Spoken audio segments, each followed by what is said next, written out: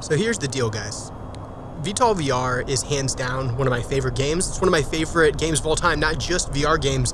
The problem is it's just really difficult to communicate how incredible it is because VR is this like amorphous, weird thing that a lot of folks don't understand. So the goal in this video is to try to communicate to you guys how incredible this game is. There's a lot of complexity behind it if you're not familiar with flight simulations. And so what I'm gonna do is I'm gonna use these kind of cinematic and really easy to use camera tools that are built into the game, like this camcorder right here and all of the cool external views of the aircraft.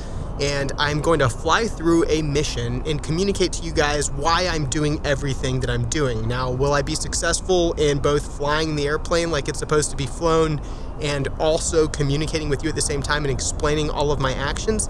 I don't know the answer to that, but I'm gonna try. And I think that by my explaining what I'm doing, kind of giving you a tactical commentary on the fly and also teaching you a little bit about flight simulations. Tower, clear for takeoff at runway 15. We just got clearance to take off, boys. I think by my explaining this stuff as we go, there will be some information that you can glean from it that might entice you to give VR a shot, and certainly give VTOL VR a shot for the first time. And with all of that said, here we go, boys.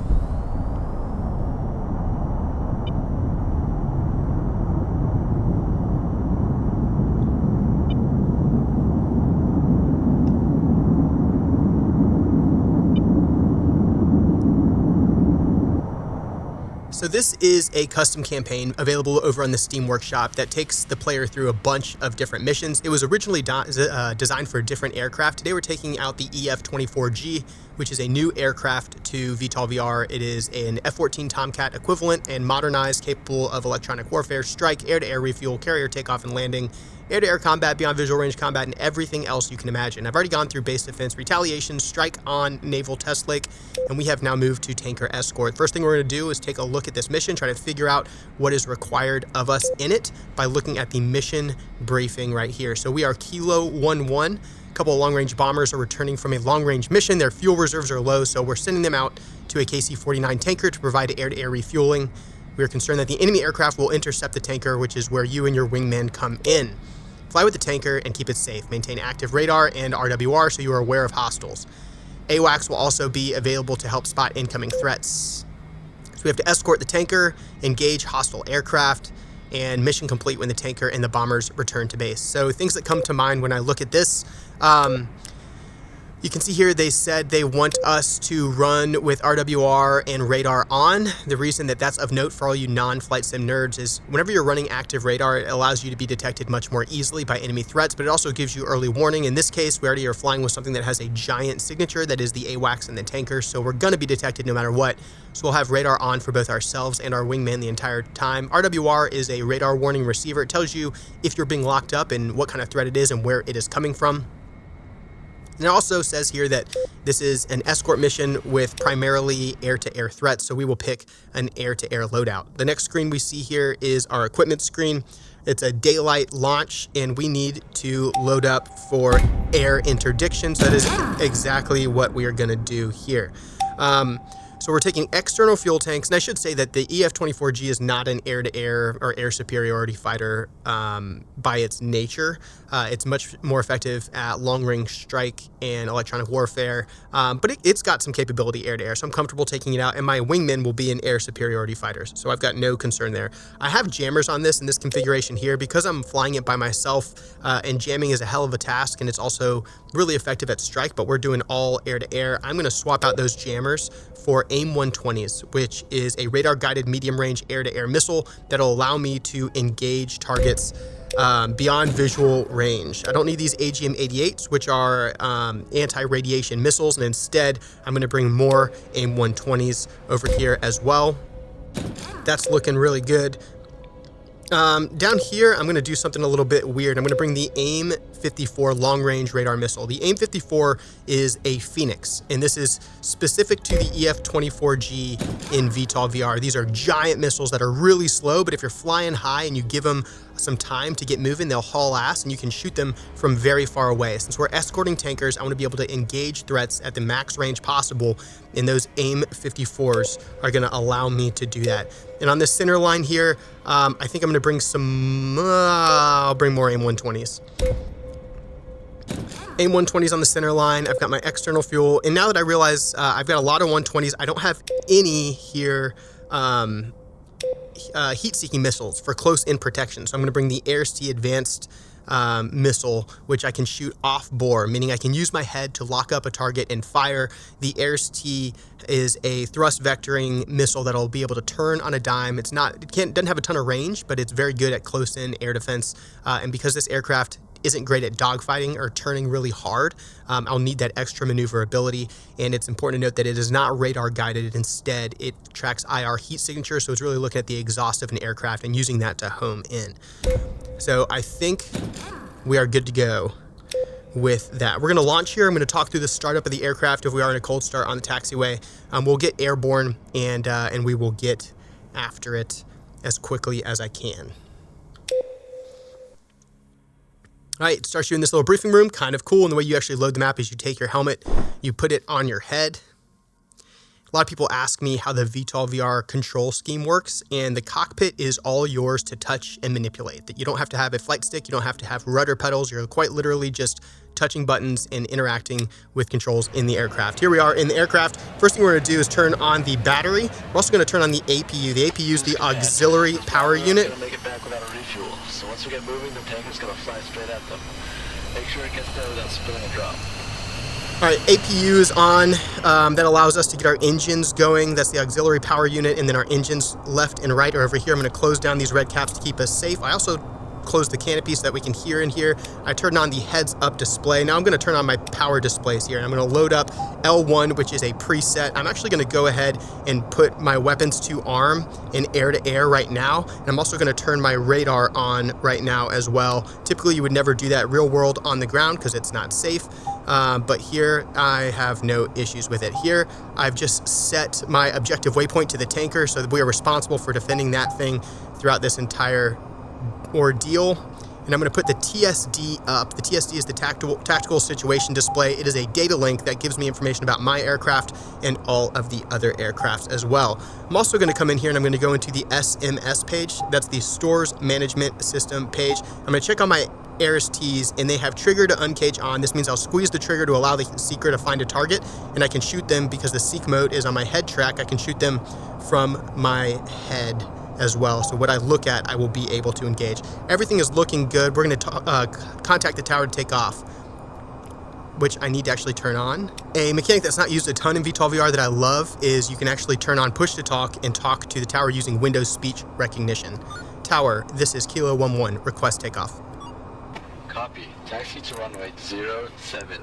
All right, I've taken my brake hold off. I'm actually going to take my wings. I'm going to put them into auto sweep. I'm going to put my flaps down to 2. I'm getting more lift on the wings now. And the last thing I need to do that I didn't think about for you guys is I need to turn on the S-cam. This will allow you guys to see all around the aircraft all the time, which is pretty damn cool. All right, and we're off. So we know we got to go protect that tanker. We're in air-to-air mode. I'm going to go ahead and select my AIM-54s right there. Our tanker is wheels up, it looks like. I'm also going to drop my HUD here in just a second because right now my visor is up. I'm going to put my visor down. When I put my visor down, it'll give me a ton more information because I'll actually have a display on my visor, not just in front of the aircraft.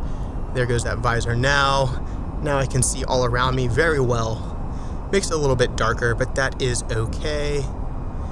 He told us to taxi runway 07, so we're going to take runway 07. That means that this runway is not only called 07, it's facing 07 degrees. And if you look on the HUD at the top of the screen, you can see indeed this is facing 07. Tower, clear for takeoff at runway 07. All right, tower cleared us to take off runway 07, so we will take the active runway here, align straight down the center line, and then put this thing in the air. We're going full burners just to get us through takeoff, right down the center line. EF-24G has a ton of lift on these wings, I imagine. Despite how heavy we are, this thing will auto climb pretty soon here. We have to give it just a little bit of stick input. All right, and we are wheels up. I'm going to put my flaps up. I'm going to put my gears up. I'm actually going to turn my APU off now. Those engines are powering the aircraft in flight. What I'm also going to do is, because we know this is an interdiction mission, I come over here to the HUD. I click the HUD button on my radar, and you can see there that big green rectangle in front of me is showing me exactly where my radar is pointing. So if I go over here and I select the radar, and I'm doing that with the thumbstick on my left hand down here on the throttle. Airborne early warning, so we'll be able to call out if we see any hostiles on an intercept course. Just stay with the tanker until we know where they're coming from. All right, so you see that triangle or that big rectangle? I can actually move it up and down, and that's changing the axis that I'm scanning. So any enemy threats that are within that big wedge, I will be able to pick up on radar. I've actually increased my radar out to 64 miles, and I can see a pretty damn good ways on this tactical situation display as well. I'm seeing a little bit of spike over here. That means there's some sort of radar signature off in this direction. I suspect that that could be an enemy air interdiction force that we may have to take a shot at here in a second. I'm also going to ask my wingman to form on me at this point as well. Wingman, form on me. Roger that. So that's all with voice command input, straight through Windows speech recognition using the radio systems in the game, while simultaneously running Windows speech recognition in the background. Pretty capable system here. The plan here is going to be to form up on this tanker and just keep a lookout for threats. And as they pop up, we'll turn to and engage them. I'll give my wingmen some instructions to engage as well. See where they are. I'm in an F-14, so I'm actually moving a hell of a lot faster than my wingmen, I would imagine, so it's going to take them some gas and some time to get up here. I've come off the burners back into what's called military power, so if I push this throttle all the way forward, you'll hear the burners kick in. I put it to maximum military power to preserve gas, because those burners can make us go very quickly, and it can also make us run out of gas very quickly. Over here, these are my jettison controls, and I'm looking at my fuel gauge over here on the sides. Those are my external tanks that are being drained right now, so I know I'm going to have to punch off my external tanks before too long. So I've selected the tanks button preemptively so that whenever we do have to punch off those tanks, all I have to do is click one button and those tanks will go away. Meanwhile, I'm watching my TSD up here on the top, the tactical situation display. I see off to the right, oh, that spike I'm getting looks like it's from the AWACS. So Overlord is off in that direction. You can see we're getting intermittent spikes from that direction. I suspect that that is Overlord that's giving us those spikes. And here's our tanker. We're just going to form up with him. So I'm hitting the air brakes on my left control, bringing my throttle back to 0 until I match speed with this guy.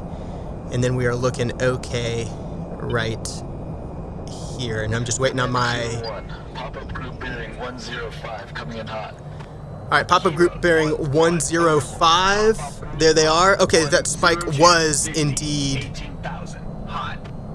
That was indeed bad guys. So I'm going to tell my wingmen to go ahead and engage. Wingmen, engage.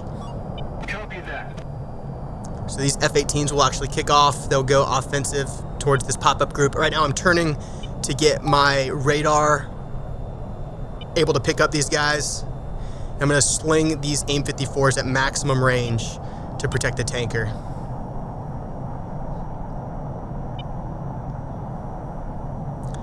We haven't picked up those threats yet on radar. They may be running cold.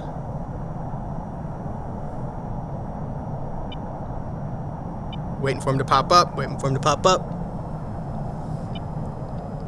Wingmen, spread far. Copy. Tell my wingmen to spread it out. These guys also may be going radar off, which could make it very difficult to engage them. I'm gonna have to punch off my tanks early here as well. And I gotta be mindful that tanker is still behind me to the left. I'm gonna zoom in just a little bit. Another pop-up group bearing 095. All right, this is gonna become very difficult very quickly. Pop-up group 069 40 18,000. Hot. All right, I'm gonna go ahead and rip this AIM-54 over here. These guys are radar on, which means they're gonna be trying to shoot missiles. Shoot. That AIM-54 is on the way, should be doing just fine. And we're getting a spike now from these guys over here. There they are. Spotted hostiles arming weapons. Wingman, engage. Roger that. I'm gonna rip that guy. So I got two AIM-54s in the air. I'm selecting 120s now. I gotta protect our AWACS as well. So we got missiles out on all these guys.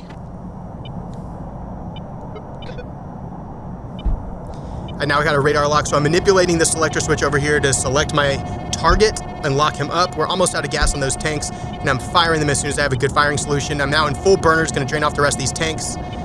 We're getting spikes over there from those guys. That AIM-54 is still en route, still flying.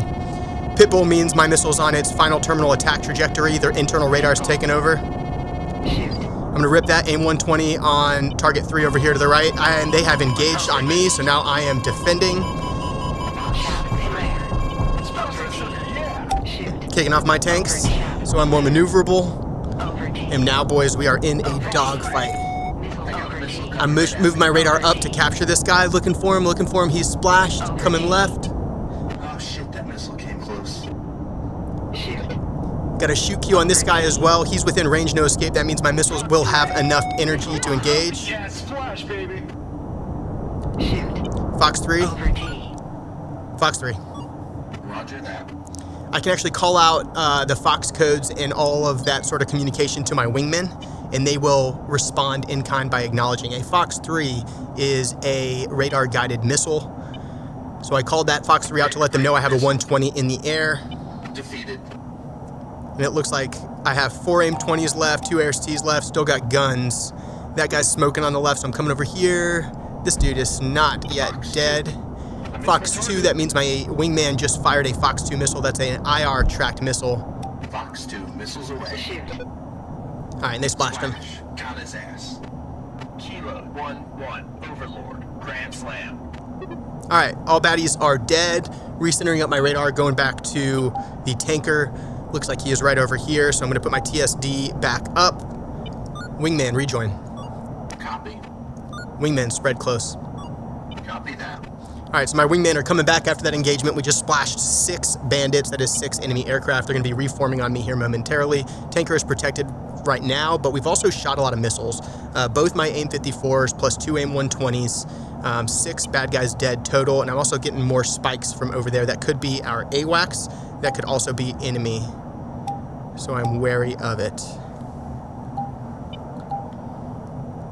Moving this cursor around, so yeah, that is the E4, so that is the AWACS right here. If I move this cursor around... Command to Kilo 1. Oh, crap. The tankers should be rendezvousing with the bombers about now. Make sure they get back alive. Alright, I'm moving my radar scan up. I see another pop-up group right over there, trying to figure out how far away they are. Looks like they're about 20 miles or so.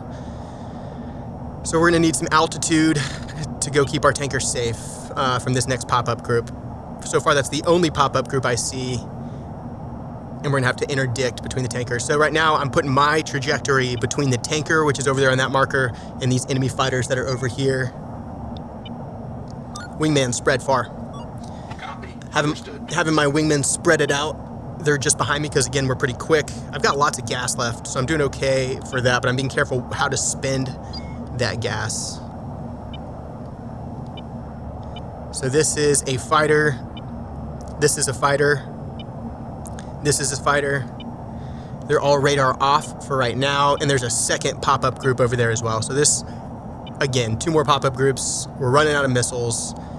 It's gonna get hairy here, I think. I'm actually gonna kick on the burners because I got to get closer to this guy to make sure they don't get to my tanker. We got another contact, approximate bearing 270. We're not getting a clear reading at this range. Kilo 1-1, Overlord, pop-up group Bra 275, 40, 25,000, hot, fast. Alright, so they're hauling ass. We are going to do the same. Everyone right now is in my radar cone, but they haven't popped up on radar.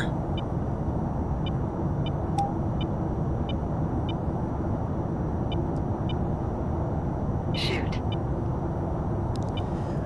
So right now I can lock them up with missile guidance. Oh, there he is. He popped up on radar. Got him locked. Wingman engaged. Copy. Kilo 1, one more pop-up at about 270. Getting hot from the west. Kilo 1-1. Alright. Fox 3. 6-9, 18, 25,000, hot, fast. Leads on Overlord. Fox 3. So they've engaged us. We are going defensive.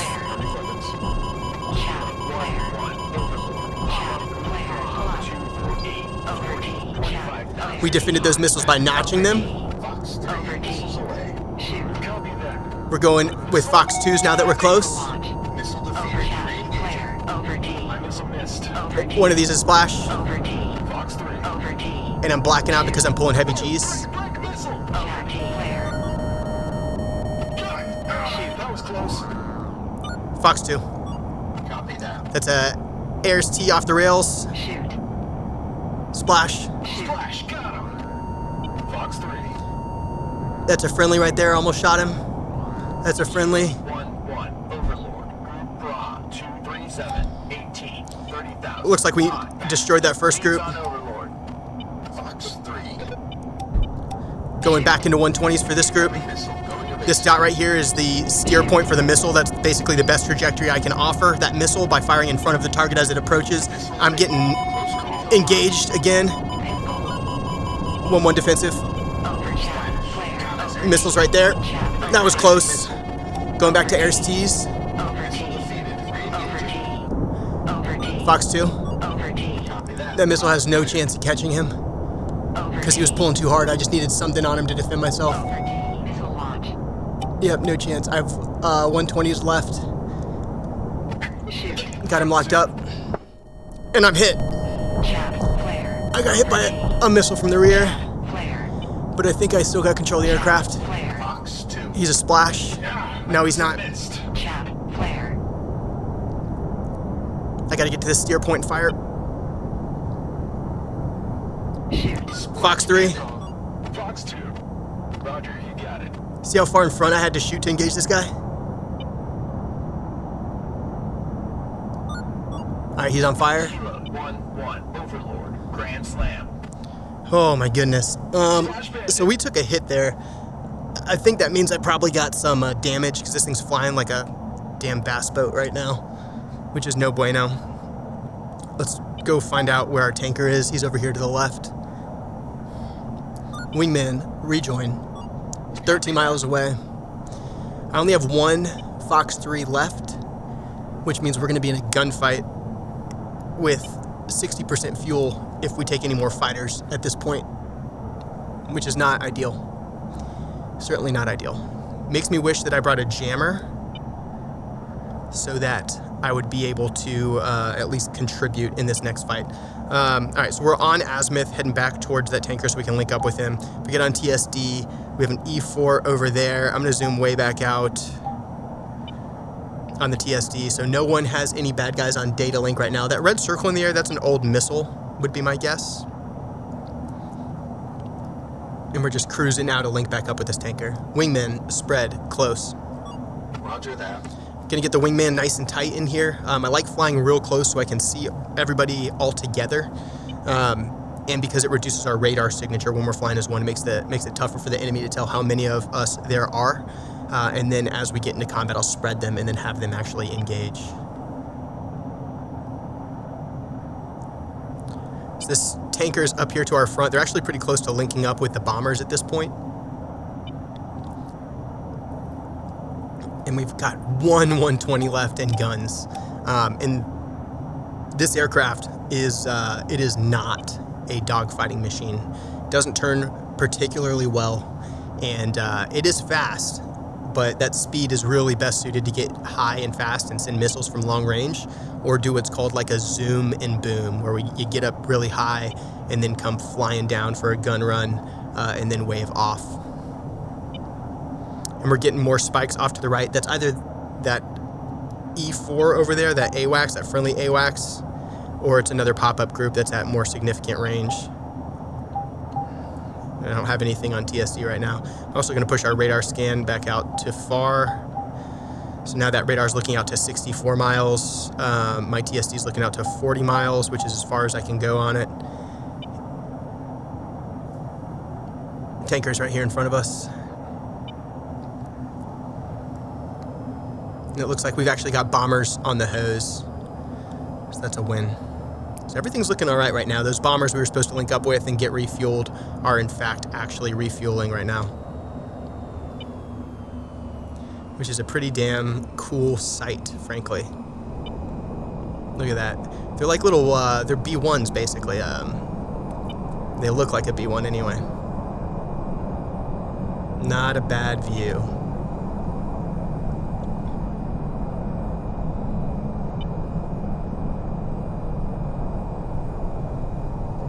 Not a bad view at all. And like the level of immersion in this game is just absolutely out of control. And this is a solo mission. There's multiplayer versions of it, but the fact that you can come in here, fly semi-realistically, use what approximates, you know, authentic air-to-air tactics is pretty damn incredible. And this level of immersion where I've got all my wingmen talk and I can give voice commands, I can manipulate all the aircraft systems. I very much feel like I'm in the cockpit seat. You know, I can link up with these bombers, watch them actually perform their air-to-air refuel. I've got wingmen with me. You know, if I look around, where are you boys at? There they are. They're on an echelon left. Oh, God. Alright, the tanker and bomber crew have made it back and are preparing for landing. Once you're clear of hostiles, you can RTB. And we have a pop-up group over here to the right.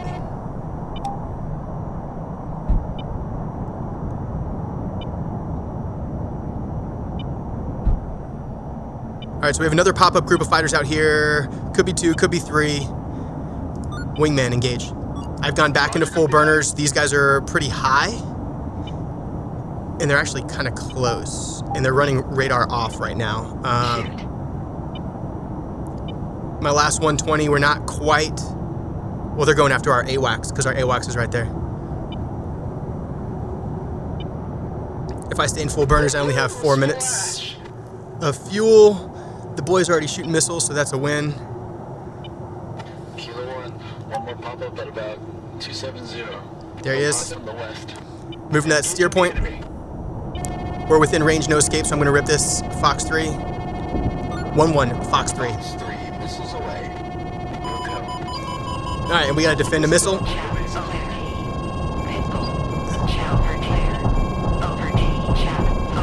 Dodged it. Splash 1.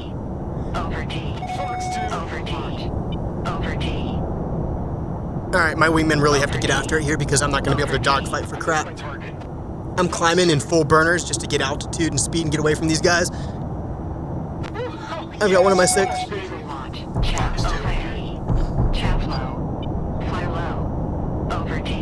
Alright, I heard a missile launch Q, and so I popped flares and turned because I thought that could have been an IR missile behind me. And we are max G's pointed at the ground, which is always fun and dangerous. Next bad guy's right up here. He's the last one. I've only got 7 minutes of gas left if I'm in burners. There he is. They Fox 2'd him. There's another one over here. That was a false radar signature, so he went away. That guy's a splash. I think we're clear, boys. Are we clear? Everybody good? I think we're good. I think we're okay. Alright, I'm going to open back my radar scan angle. You can see here this rectangle is reduced. I reduced it to 30 degrees in the middle of the fight because if it's a shorter reduction, you can actually get acquisitions on the radar faster as opposed to the long sweeps. Because if you imagine, the radar has to go back and forth.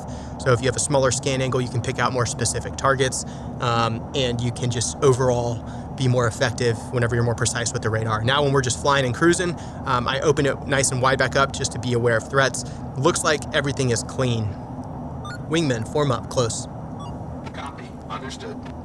Now I'm going to do is I'm going to set my autopilot on nav. My waypoint is set for the RTB location over yonder, so I'm going to have that set just like so. I'm going to push our altitude up to 20,000 to get us over these mountains out front. I'm going to let the airplane kind of fly itself back to the airfield. As we get closer, we'll request landing and set up for it. And in fact, I think that that nav, that's actually showing, yeah, that's showing the tanker. Not even, oh, it looks like everybody's landing at the airfield. So we have successfully actually destroyed all enemy aircraft that threatened the tanker, and we have successfully protected it during its refueling operations with the bomber. And we're heading home, boys. So now we gotta land. Landing is not particularly hard, but there is like a quote-unquote correct way to do it, which I will kind of talk through. This right here is the HSI, which is the horizontal something indicator. Basically, it allows you to set a course for your landing. So what we'll do is we'll go ahead and request landing now. Tower, Kilo 1-1, request landing. Kilo 1-1, tower. The landing pattern is full. Wait for clearance. All right, so we're overhead the airfield right now. You can see everybody kind of coming into land. I put this thing in a left-hand turn. I'm still on an altitude hold. That's just going to keep me in a nice clean orbit and allow my wingmen who are still back there to get caught up to me. I'm actually going to come off the throttle just a tad because we don't need a ton of speed while we're over here. Wingman, form up close. Roger, you got it.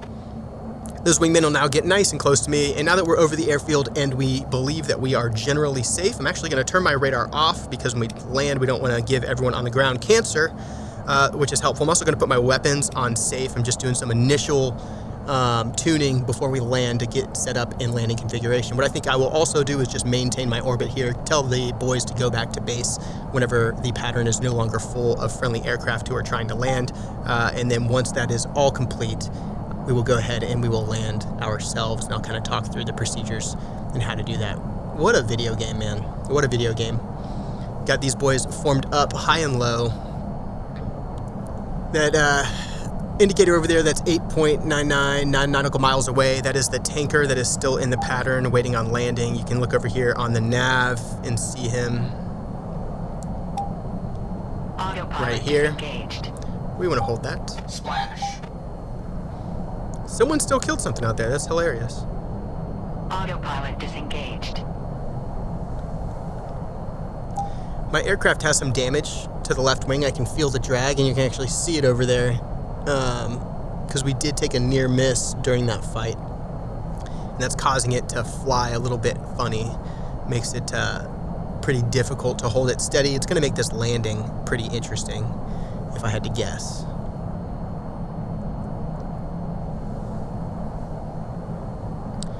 Tanker's over there. It looks like he's on his base leg, getting ready to turn in and land. At least I hope so. What I'll also do is I'm going to bring up the TGP. 1-1 tower, cleared to land at runway 07. All right, so there's runway 07 right there. It's got a big 07 on it. I'm using the targeting pod to look at it. 07, remember, that means that our approach is going to be 07 degrees. So what I'm going to do right now is I'm going to tell my wingmen to go ahead and land. While they're landing, I'm going to set up my own landing. Wingman, return to base. Copy. See ya, buddy. And they will go fly the pattern and they will land. We know we're landing runway 07, so I'm going to come over here to my HSI and I'm actually going to set it. So for whatever reason, my HSI is not allowing me to actually dial a course right now. That might be because damage to the instruments on the actual aircraft. That's totally possible. What you would typically do is use these left and right arrows to align a course for 070. So we know it's a 070 approach on this airfield, and I would dial that in. Excuse me, it's actually just a 007 approach, so quite literally 7 degrees. So we would dial in a 07 degree approach, and that would then allow us to line up the yellow lines all the way through and through, and give us then the opportunity to fly a perfect approach into the airfield. Right now, that is not possible. If I zoom in down here on the TGP, let's take a look around, see what they got going on. I don't see anyone on the main right now. There's the tanker finishing up his kind of like final lap into the airfield. I don't see my wingmen on the ground yet, but we are going to go ahead and start our descent and get ready to make a landing. So we'll try to fly kind of a traditional approach. This is a carrier-based aircraft by trade, and so a traditional kind of carrier-based approach is, you'll typically fly along the right side of the carrier, in this case the field airstrip, nice and slow. You'll go into what's called the break, which is your turn across the far edge of the airfield.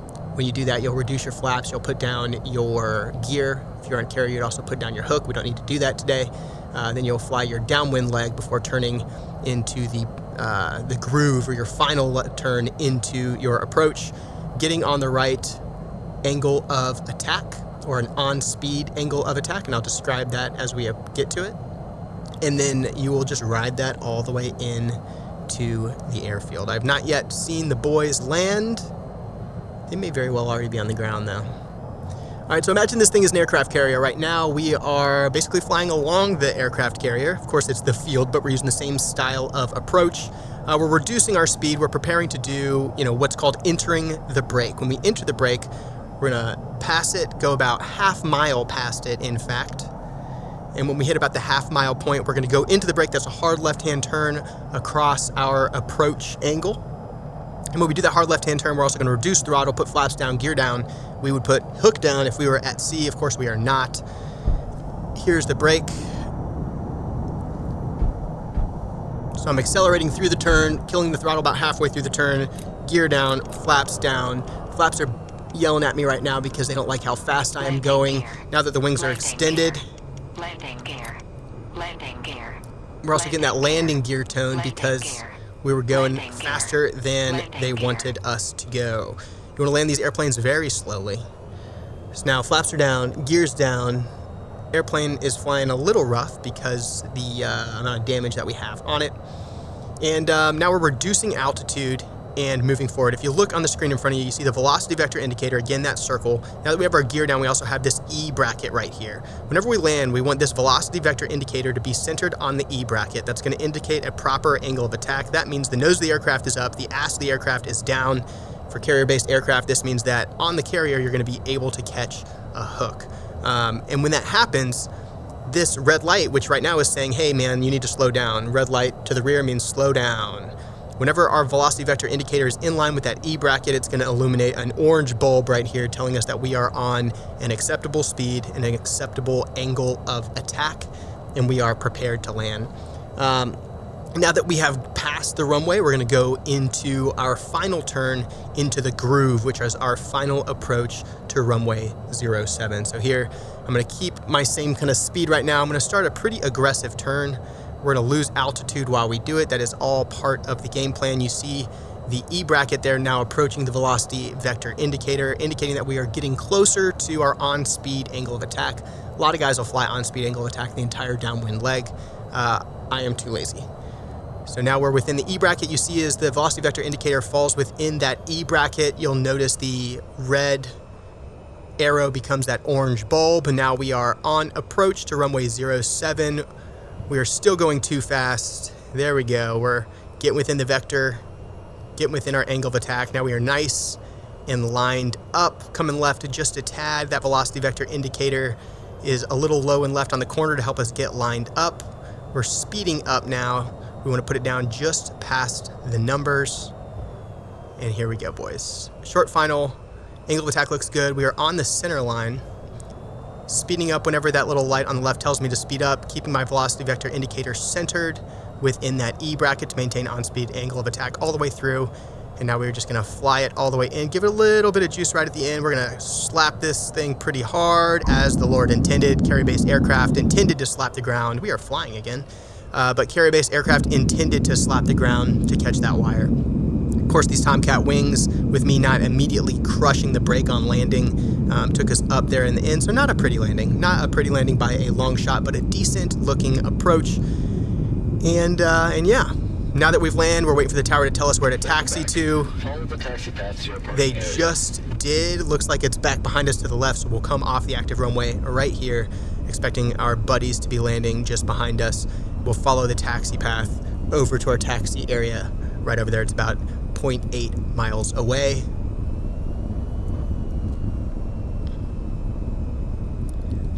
Coming left, coming left, coming left, left, left. Earlier when we were evading missiles, I didn't really describe how to evade missiles. Most of what was getting shot at us was radar-guided missiles. So the way I handled that, depending on the proximity, there's a couple ways you can do it. One, if you've got speed and altitude, you can beam it, just meaning you can outrun the energy of that missile. So we did that on a couple of occasions.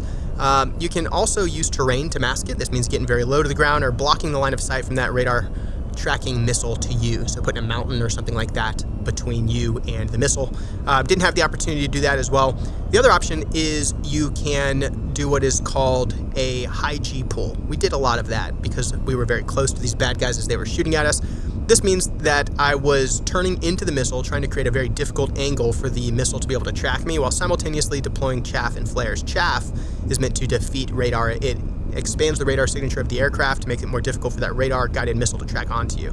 For the IR missiles, your best defense is either one, outrunning them, because they don't have very long range, but if you can't outrun it, it's the high G pull coupled with coming off of the afterburners, because remember they track heat, so if you come off the burners, you're actually going to give yourself a better chance to survive.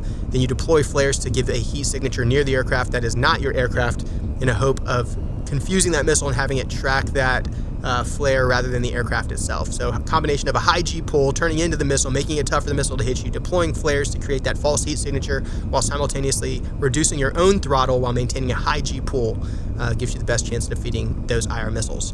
Doing all of that, explaining all of that while also being aggressive in your own fight and being able to get your own missiles off the rail is all much easier said than done. But alas, that is the way it goes. Looks like our boys may finally be coming in. I'm actually going to go past my taxi pad. I'm going to go around, drive through the dirt, and park facing forward so that if they are landing, we'll at least be able to check it out. All right, tanker's finally on the ground. Looks like the boys are in the pattern, and they're up next. Station ground crew is ready. All right, objective complete. The mission is technically complete. Next, we got to park the dang airplane. So first thing we do when we get here, come over here to brake hold. We flip that on. Next thing, and I can, I'm going to continue flight here. So once we got our brakes on, we can turn our engines off. Once the engines are turned off, the APU is off, so the aircraft's going to be nice and quiet. I can actually open up the canopy and hear the roar of my homies out here. Now if we go in here to the nav, I'm curious.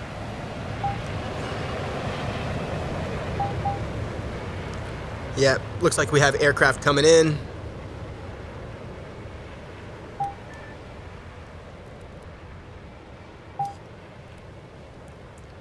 Which we should be able to see momentarily.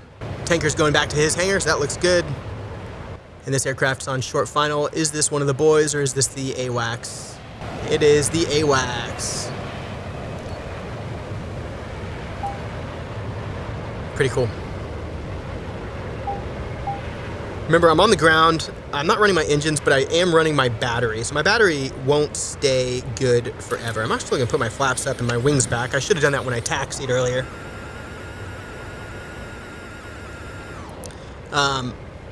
But this this battery is not going to stay charged forever. At some point right now, we have low voltage. That means we got to turn the APU back on just for a minute and allow that battery to get some juice. Once that is